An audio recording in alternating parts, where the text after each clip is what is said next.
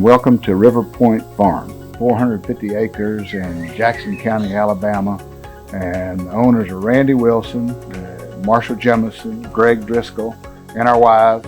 I grew up hunting and fishing and loved the land. I was a Boy Scout. When I moved to Chattanooga area, I certainly was looking for a place to pursue those activities. We came upon this, and our third partner in this venture, Randy Wilson, can't be here today, but he asked me long ago to be part of this, and it was a great day. We now have 3 tracks, and we've had a great time over the last 30 years really developing this place. The name came pretty naturally. We're at the point near Crow Creek, and I'm not sure who came up with the name, but it just seemed logical. But it was not pre-named. We're honored to be Helene Mosley Award winners, and we're very proud of our Treasure Forest. What the motivating factor for us is the land itself. This is a rare piece of land. We're about a half mile from the Tennessee River, and we're right next to a waterfowl refuge. We've got pine stands, hardwood stands, row crop fields, food plots, and some wetlands. It's a special piece of land, and it needs to be preserved and protected, and it needs to be cared for. Primary objective managing the stewardship forest is wildlife, and secondary is management of the timber. Our wildlife population has definitely grown, and we found that with management and supplying food source, it obviously works. And maybe the habitat is probably the main thing. So the deer population is definitely enhanced and large, and turkeys also. We've lost the bobwhite quail, which is a sad thing. It happened all over the southeast, and we don't have any answer for that. We'd love to see them again. But overall, we've seen a large increase. River Point has a diverse wildlife species. We have doves, we have turkeys, we have deer, and ducks in the wintertime. And to enhance the wildlife, we plant food plots. We plant grasses such as oats and ryegrass. We plant clover, and we'll also plant corn. This is one of our food plots here, although it doesn't look like it now. I've just sprayed it with Roundup, and we'll plant it and let it die down and then replant it.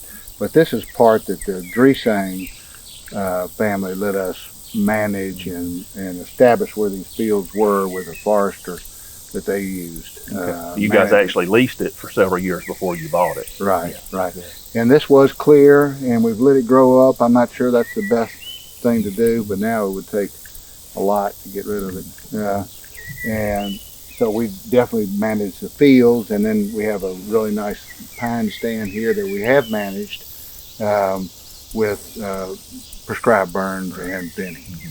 We have a seasonal duck pond. It's about 7 acres. It's just below us here that we have planted in corn always, and we flood that. We have pipe and then a good well that can actually fill the pond, and we depend on rain too. We don't have any other fixed water. There's a wetland area near the power line right away, and we have wet weather streams in several places.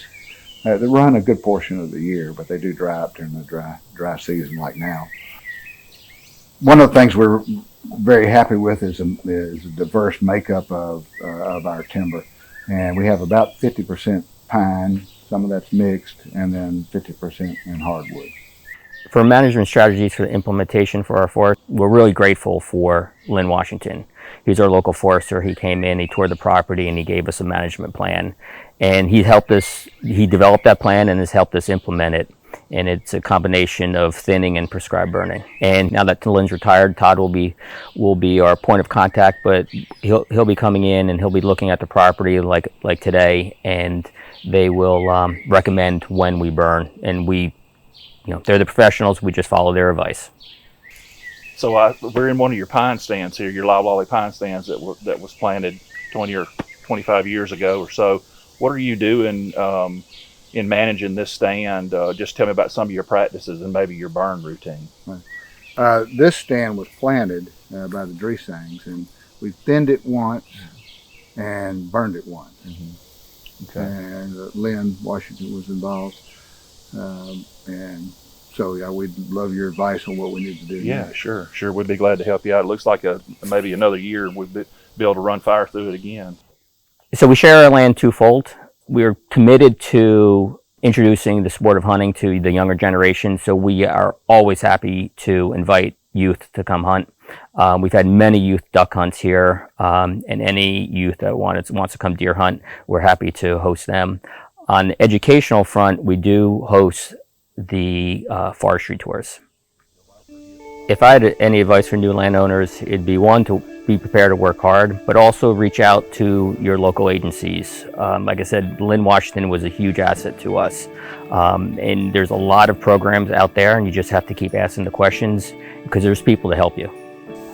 Our families have really enjoyed this place, and obviously as a father, and now Randy as a grandfather, it's enhanced our experience, and that's really, we've done it for them, really. Obviously we have a great fun here, but all of them have grown up doing the hunting activities particularly, but they also like just being a free spirit in a beautiful spot like this. And so we've done camping, and they just walking the woods, and of course helping us occasionally. We sometimes get them to help. I don't know where I heard this, but it kind of resonated with me. When it comes to land management, there's a saying that it's not mine, it's just my turn.